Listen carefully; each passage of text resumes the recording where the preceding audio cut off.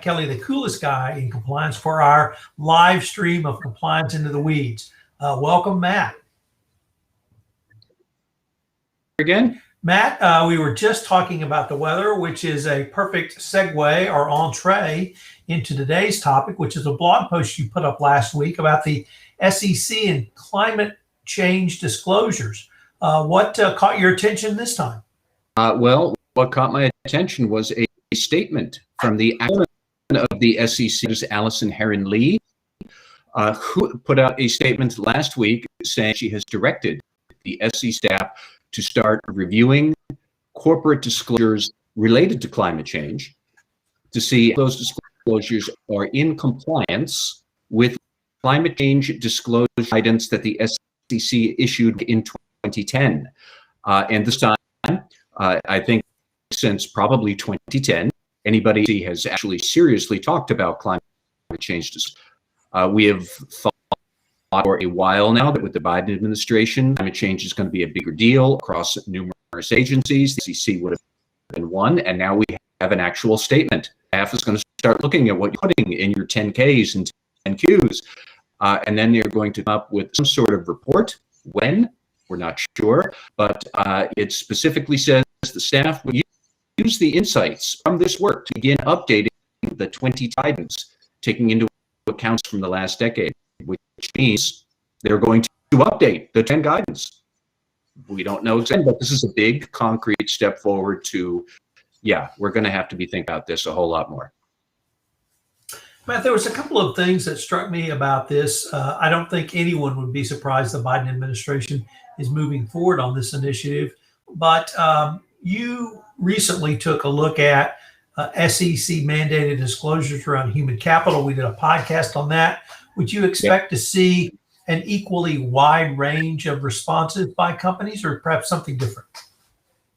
Well, it's hard to say because the guidance that the issued in 2010 was rather vague. It was principles-based that you, the company, would decide for yourself what is material and what you're going to disclose.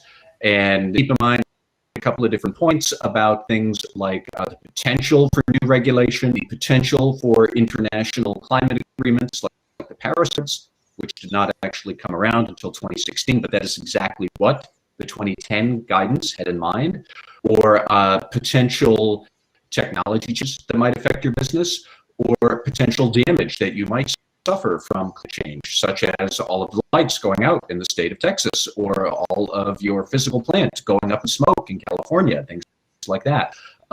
So we had that guidance. It's never really been examined. Never said we had a SEC enforcement action over improper climate change disclosure. And there hasn't really been any set definition of this is what we want at the SEC. Therefore, if you don't do this, you should act, and now we're going to maybe file an investigative order against you or something like that. We've never had any of that because the guidance is so precise. And I think what the SEC is going to do is put more precision around what you should disclose. We can talk about that in a few months if we want.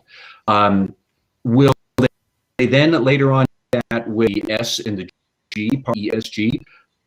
Probably, but I think climate change low-hanging fruits that there's actual standards. There are things you can measure. There are things to report. You can benchmark yourself against others.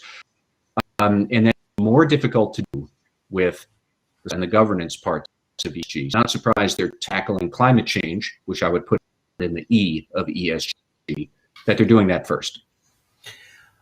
Matt, we will probably have several different initiatives from the SEC between or from rather the Trump administration to the Biden administration.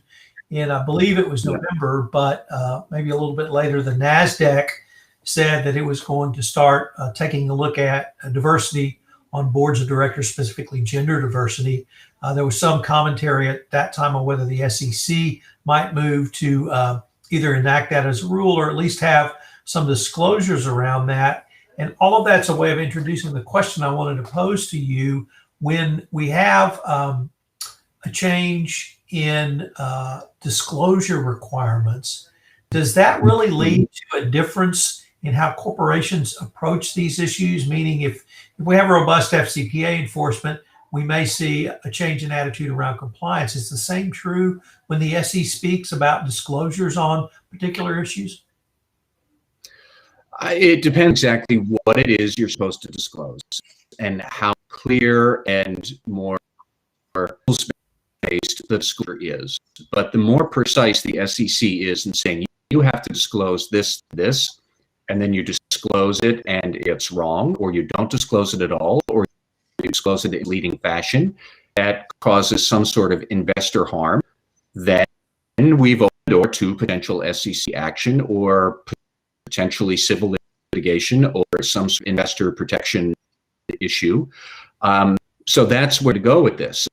I think the big question is whether we move principles-based guidance, which is what we've seen so far with ESG issues, versus more based that here is the framework we're going to point to. A great counterexample would be internal controls over financial reporting under Sarbanes-Oxley.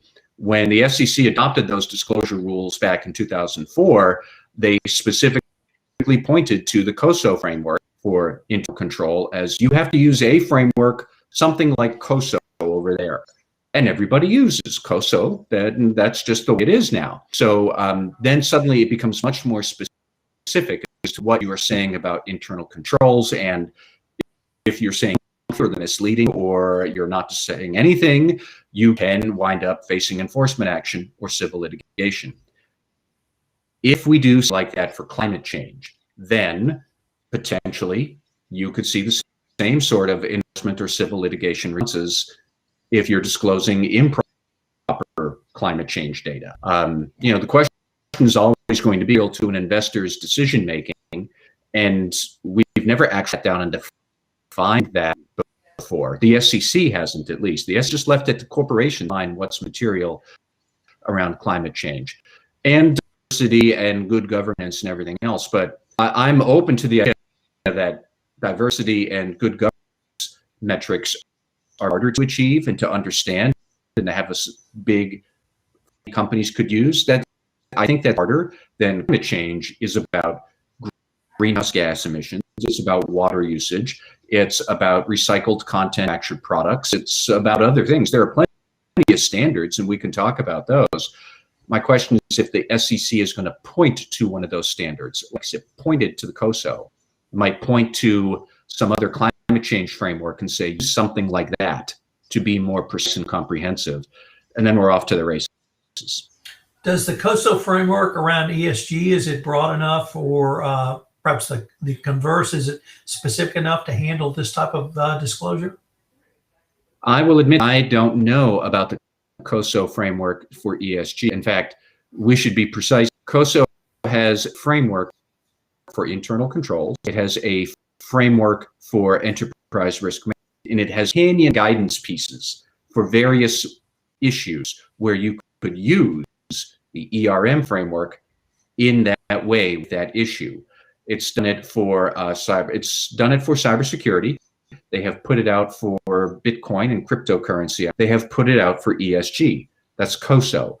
But again, it's a very broad framework, their ERM framework. And, can you bend it to fit ESG issues? Sure. I'm actually much more interested in looking at the Sustainability Accounting Standards Board, which is modeled at Financial Accounting Standards Board, where SASB, they've put out detailed frameworks for specific industries. They've put out a lot of them. You can pick and choose the framework you need based on the business operations you have. But SASB is a big player in climate change and ESG disclosure frameworks. I'm going to keep on focusing on climate change because clearly that's where the action is. That's what the S is talking about right now. And SASB just merged with another big player in climate change. What was it? It was up here on my screen, the International Integrated Reporting Council merged with SASB fall. And another to all of this, people have to be thinking about is the US going to impose its own climate change disclosure framework that is different from the rest of the world? Or is it going to try and be on the same page as the European Union and other major markets, which I think that that's what makes sense. I can't imagine the SEC is not going to try to do that. And we have one more interesting thing that happened in a related vein here, is that the internationalization of securities commissions, so basically the trade association for all the SECs of the world, the IOSCO, they got published a statement in favor of coming with a sustainable standards board that would be tied to the board that comes up with IFRS for international accounting standards. Now let's start looking at all this. We have IFRS, a sustainability standards board at the international, and we have the international securities regulators all coalescing around that. Securities and Exchange Commission, we have SASB, and we have all of our discussion about climate change right here in the US, the largest capital markets in the world. And Allison Heron-Lee came out in favor of and applauding the IOSCO statement about their standards board for climate change over there. Like, we're all trying to get together here on one converged standard. I don't know when that's going to happen exactly. I have some ideas, but for right now, clearly the SEC is trying to get into more detail on this and to come up with make sure they're moving at a global standard. When is that going to happen? I don't know, but like there's movement here across a wide spectrum of.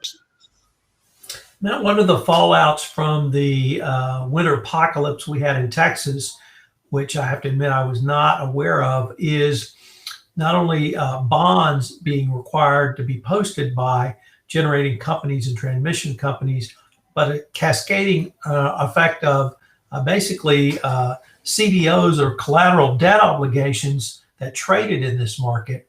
When one of the pins falls out, it appears the whole house of cards tumbles down, much like the financial crisis of 2008, although limited to the players here in Texas.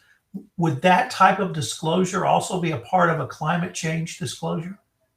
While it may be, and frankly, we don't know at this point. I don't think they even know exactly what it is they want to do. They're just looking at disclosures right now, preparation of an enhanced guide in the future. So it could be part of SEC disclosures. What you're talking about, I would be much more interested in the Fed and other banking regulators have to say about change disclosure risks that could somehow spill into financial risks for the banking system. Where there is, say, a major insurer who defaults because they were not prepared to bail out every single house in Texas that has burst pipes, and they've been on a blackout for a week, and all the food has gone bad. And we're looking at these gigantic commercial and residential losses. And an insurer goes bad, and then suddenly the bank reporting the insurer, and they have extra debts that they weren't expecting. Like, it can ricochet that way. The banking regulators are watching that very carefully. They're watching it at the Fed. They're watching it at the OCC. They're watching it at the FDIC, and they are watching it most closely with the Department of Financial Services in New York, which has, I think, a much bigger appetite to pursue more disclosure of climate change. And every big financial firm that might be affected by the Fed has an office in New York, and they're also affected by DFS. So the banks, as usual, are already getting hit by more attention to regulatory issues and concerns about climate change. Eventually, that's going to hit other sectors. Banks just go first because that is the nature of regulation in this country. But specific to what you're talking about floating a bond to be able to cover losses and things like that, and what happens if you can't, I think that those sort of climate-related risks to that industry, that's going to be more in the Fed's of banking regulation, and it is something that they're watching, they're talking about, right? Now, what do you say to the chief compliance officer or compliance professional who read your blog, or perhaps link through to some of the source material? How does this impact them either on a day-to-day basis or maybe a year or two down the road? I suspect it'd be impacting them more a year or two down the road than right now. But I also think that most large companies are already thinking about climate change risks. They're thinking about sustainability reporting, and some of it is serious business concern. Like climate change can pose real operational risks to your business, and I'm sure companies do think about that. But some of sustainability, and there are people who are going to be mad at me for saying this, some sustainability stuff is still a lot of good green PR marketing stuff. Aren't we great for the environment? So please buy our products. It's consumer enthusiasm outreach sort of material still. It's a mix of serious stuff and fluffy green PR stuff. I think a year or two from now that could change, and you're going to have to be thinking about, oh geez, how are we going to get a framework to assess all of our climate change exposure? If the SEC mandates that we have to adopt a framework from SASB, how are we going to do that? What's our software tool to do that? How are we going to extract the relevant data for our business processes from our suppliers, looking down into our supply chain? How are we going to figure this out? What's the report that we're going to put out? How would a official regulatory disclosure in a 10 or a 10Q relate to the sustainability reports you put out right now, which are, and maybe they please your institutional investors, maybe they please the consumers and whatnot, but they are voluntary. And what happens when you're putting real stuff in the 10K or the 10Q, where if it's wrong, you might get sued? So what are you putting there versus the sustainability report? How are you going to keep all of that in the right direction? You know, I suspect a lot of companies, what are they going to do? First, they will do nothing. Then they will do nothing for a while longer, and something. Then we will panic at the hour and rush through, and then struggle for the next 2 or 3 years after that. This is the nature of compliance with new regulations. That said, it would be nice, and I would maybe recommend that we start trying to think a little bit long term, and try at least be aware that this, like, is going to come. It is. And then after that, you know, start thinking about, be prepared to panic in the most efficient and least stressful way possible when the time to panic comes in like 2023. Well, it sounds like, Matt, we might have the opportunity to visit on this topic again up to and including 2022 and 2023. I suspect first what we'll do is we'll see sort of SEC staff report about what they have found. Then there's going to be, I don't know, a concept release or something about a new regime. And after that, there'll be proposals. There'll be people who will be against. There'll be people threatening that. But like, is the SEC do more about this? Show me the world where the SEC isn't going to do more about climate change in the next 2 or 3 years. Because for me, I don't see that scenario happening. This is going to come, and we're going to be talking about it again. I think that's a great point to end on, Matt. Thanks so much, and look forward to seeing what we have next week. All right, Tom. Take care.